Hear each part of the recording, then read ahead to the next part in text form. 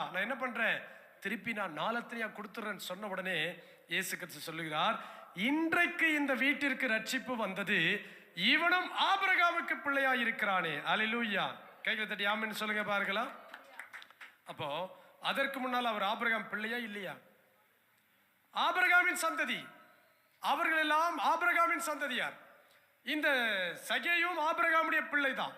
அவன் சொல்லுவான், நானும் விருத்த சேதனம் பண்ணப்பட்டப்ப நானும் இந்த தேசத்தான், நானும் இஸ்ரவேல, நானும் ஆபிரகாமின் சந்ததி அவன் சொல்ல முடியும், உரிமை பாராட்ட முடியும். அவர் நல்லா கவனிங்க, இயேசு கிறிஸ்துவோடு எத்தனையோ பேர் வந்தாங்க, இயேசு கிறிஸ்து சூழ்ந்திருந்தாங்க. அவங்களெல்லாம் பார்த்து சொன்னாரு, நீ ஆபிரகாமின் சந்ததின்னு.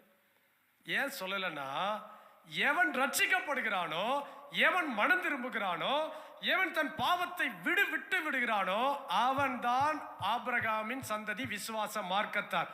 இப்போ அவனை பார்த்து சொல்றாரு, நான் யாரிடத்திலேயாவது ஏதாவது வாங்கி